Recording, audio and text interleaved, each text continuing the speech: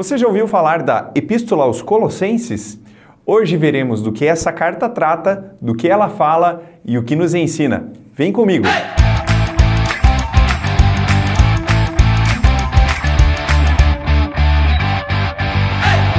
A carta aos Colossenses contém 4 capítulos e está localizada entre as epístolas paulinas no Novo Testamento.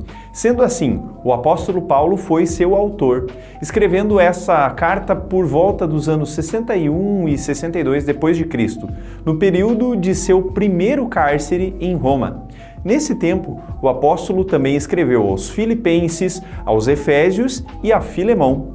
Colossos era uma pequena cidade da província romana da Ásia Menor, atual Turquia, bem próxima a Laodiceia. No entanto, Paulo não conhecia pessoalmente essa congregação, o que é comprovado por Colossenses capítulo 2, versículo 1. Mas essa realidade não impossibilitou que o apóstolo cultivasse um sentimento carinhoso em relação à igreja de Colossos e que se dirigisse a ela para encorajá-la, diverti-la e orientá-la.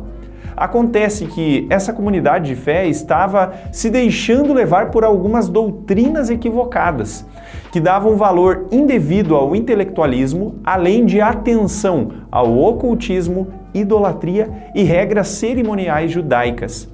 Tais concepções estavam atrapalhando o desenvolvimento sadio da fé cristã daquela igreja, se tornando uma opressão sobre os irmãos, categorizando membros da congregação em níveis de espiritualidade por cumprimento de regras meramente humanas.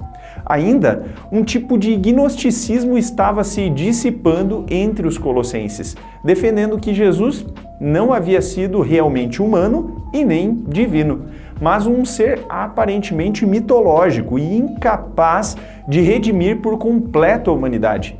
Desta forma, os colossenses deveriam buscar um tipo de evolução através de seus esforços de autodisciplina e do intelectualismo.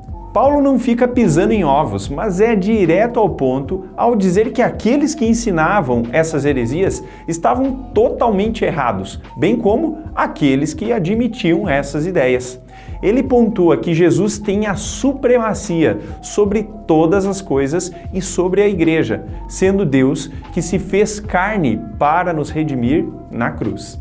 Cristo é a nossa espiritualidade, a qual não depende de nossos meros esforços religiosos. Assim, a igreja deveria se manter firme na fé verdadeira no Evangelho, como haviam aprendido de Epáfras no início da caminhada cristã, apartando-se de pseudo-verdades religiosas que não passavam de mitos. Em resumo, o objetivo de Paulo com essa carta era encorajar e exortar os colossenses a permanecerem firmes na fé em Jesus Cristo, em quem há redenção, e a viverem uma vida piedosa de acordo com os princípios cristãos.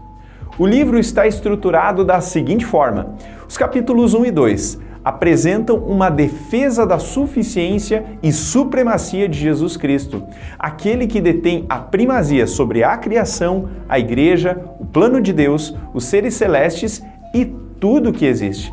Os capítulos 3 e 4 expõem as implicações práticas da sujeição a Jesus Cristo. Neste recorte, Paulo usa 9 vezes a expressão Senhor, apontando que a sujeição a Jesus Cristo invade cada aspecto da vida do cristão. Vejamos quais lições esta carta nos traz. Primeiro, a mensagem de Cristo não precisa de adaptações, pois ele é suficiente. Segundo, Jesus Cristo tem a supremacia sobre tudo e sobre todos. Terceiro, a compreensão do Evangelho deve impactar nossa relação com o mundo à nossa volta. Mais algumas curiosidades deste livro.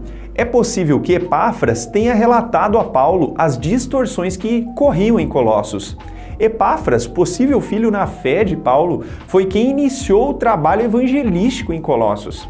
É possível que Arquipo o auxiliasse no trabalho pastoral na época em que a carta foi redigida.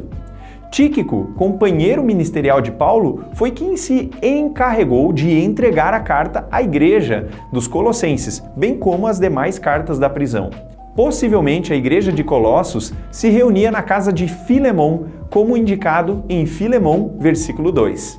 Nenhuma carta do Novo Testamento defende com tamanha argumentação a autoridade universal de Cristo como Colossenses.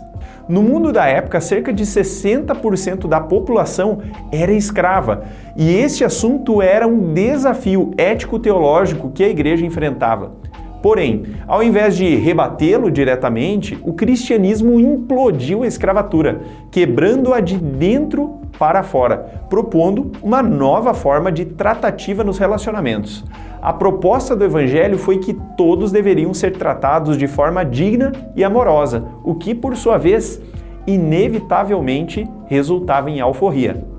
A carta contém 33 apax legomena, termos que ocorrem apenas uma vez no Novo Testamento, além de 15 expressões de Paulo que ele não repete em nenhuma outra epístola. Ainda, Paulo ecoa nessa carta cerca de 70 expressões da epístola aos Efésios. Você gostou desse breve resumo? Espero que sim. Então curta e compartilhe com seus amigos. Nós da Faculdade Batista Pioneira estamos à disposição para te ajudar a conhecer mais da Palavra de Deus. Até mais!